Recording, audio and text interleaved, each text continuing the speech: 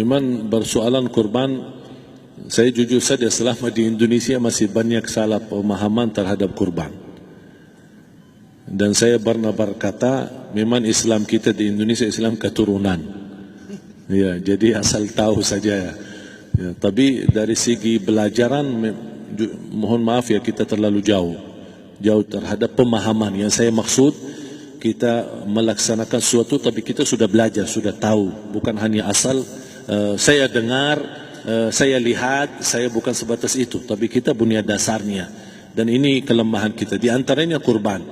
Saya pernah mendengar, bukan malah sering mendengar soal kurban dihitungkan berorang.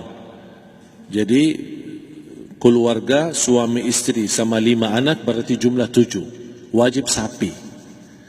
Kalau kurang daripada itu, atau misal suami istri tidak mampu, boleh ini tahun kurban kambing atas nama suami, tahun depan atas nama istrinya. Ini hal keliru sebenarnya. Yang dihitungkan soal kurban beda sama akikah dan beda sama zakat fitrah. Zakat fitrah sama akikah terhitung berorang. Akikah laki-laki 2 kambing, perempuan 1. Kalau tidak mampu boleh.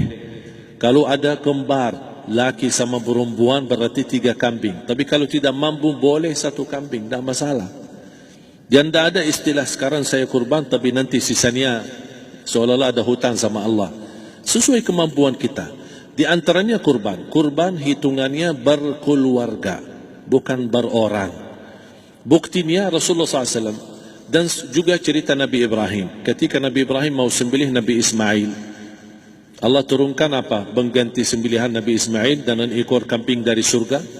Berapa ekor kambing? 1. Padahal Nabi Ibrahim punya istri 2 dan anak. Ada istri Siti Hajar dan Sarah. Kemudian anaknya Ismail dan Ishak. Berarti semuanya berapa? 5. Kenapa Allah tidak turunkan 5 ekor kambing? Karena hitungannya memang 1 keluarga. Yang kedua, Rasul sendiri sembelih 2 kambing. Pertama, Bismillah atas nama Muhammad dan keluarga Nabi Muhammad. Padahal kita tahu keluarga Nabi Muhammad SAW termasuk keluarga besar. 11 istri, belum lagi anaknya, laki-laki sama perempuan. Ada yang hidup maupun sudah mati. Sudah termasuk semua. Yang hidup maupun mati. Yang kedua, Rasul sembelihan yang kedua atas namaku dan umatku. Umatnya berapa miliar? Cuma 1 ekor kambing. Kenapa Rasulullah SAW berkurban atas nama dirinya dan umatnya? Saya mengambil salah satu di sini tanda sayangnya Rasul kepada umatnya. Jadi saya selalu berkata, orang miskin yang tidak mampu berkurban seharusnya bangga di hari kurban. Karena Rasul sudah kurbankan duluan atas nama dia. Jadi terima kasih ya Rasulullah, ingatkan kita. Yang kita tidak mampu, Rasul sudah. Bahkan kalau Rasul sudah kurban atas nama umatnya yang tidak mampu, berarti sudah terkabul. Kita aja belum tahu kabul atau tidak kalau kita berkurban. Tapi kalau Rasul sudah terjamin makbul. Oleh sebab itu hitungan kurban itu adalah 1 keluarga. Misal bapa punya istri, punya anak. Itu kalau mampu sapi silahkan, mampu 1000 sapi silahkan. Kalau soal kemampuan tidak ada masalah. Tapi kalau soal kewajiban, tidak ada wajib lebih daripada 1 ekor kambing. 1 ekor kambing. Misal kalau bapa punya istri 4, misal, cuman ini misal ya. Istrinya 4, setiap istri anaknya 10. Berarti jumlah berapa? Anak 40, istri 4, berarti 44, sama bapa 45. Wajib 1 ekor kambing saja. Cukup untuk semua ini. Tapi kalau soal mampu, ya silahkan. Mau 1000 kambing boleh, mau 1000 sapi boleh. Tidak ada yang melarang kalau soal kemampuan. Dan kalau kita mau sembelih, Bismillah atas namaku dan keluarga. Tidak perlu bawa data-data nama keluarga. Jadi disebutkan tukang sembelihnya ada capek menunggu sambil sebutkan nama-nama. Tidak perlu.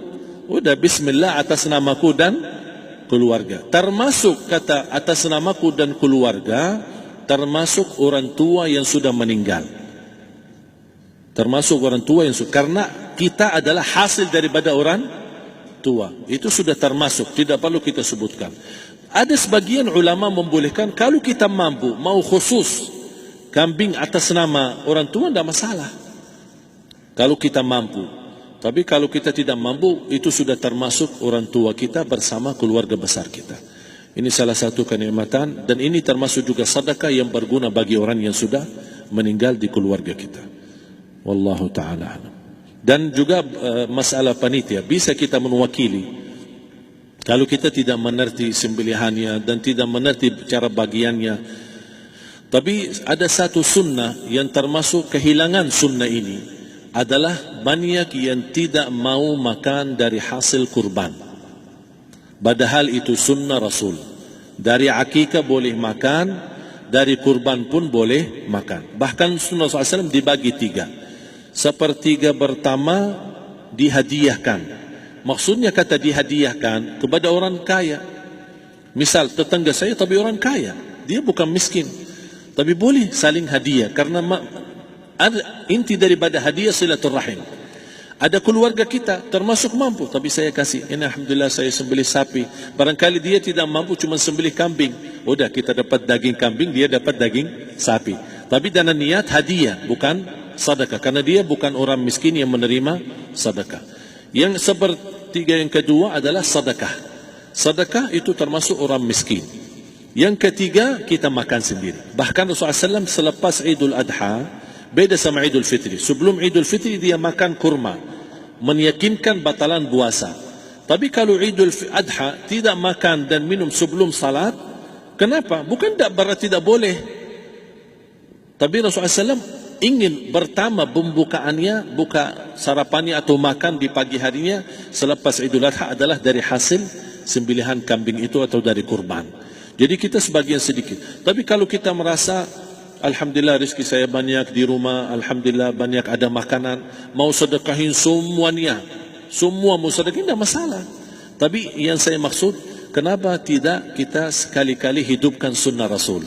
Jadi sebagian, walaupun ada sebagian sedikit lah, buat istilahnya sama sedikit porsi nasi atau apa, karena kita berhak sebagai kita kurbankan lillahi ta'ala, kita berhak menikmati kurban ini yang lillahi ta'ala supaya kita mendapatkan keberkahannya, bukan hanya orang lain. Terus yang kedua ada masalah pembayaran. Kalau kita wakili panitia, boleh kita pesan sama panitia, tolong sedikit dari kurban saya minta buat saya makan. Itu tidak masalah, kita boleh minta. Dan boleh kita wakili, tapi kita tolong ingatkan, tidak boleh pembayaran hasil sembelihan itu dari kulitnya. Ini menjadi salah satu persoalan di Indonesia. Banyak tukang sembelih datang, ketika kita tawarkan untuk sembelih ini, berapa Pak? Oh, tidak apa-apa, kasih aja kulitnya sama kepalanya. Jangan Anda setuju, jangan Anda terima. Oh maaf, saya tidak bisa. Bapak berapa ongkos sembelihannya? Kita harus sepakat dulu. Tidak, saya ikhlas, tidak apa-apa, seikhlasnya. Tapi yang penting, kepalanya sama kulitnya. Itu aja yang saya minta, yang lain tidak apa-apa. Tidak boleh. Tidak boleh. Kenapa? Karena ini kurban. Kata kurban berarti lillahi ta'ala, bukan untuk jual beli. Kalau kita sudah bayar dari bagian kurban, berarti bukan lillahi ta'ala. Harus kita jaga amalan itu. Tapi bagaimana cara jalan keluarnya? Kita harus sepakat, ijab kabul.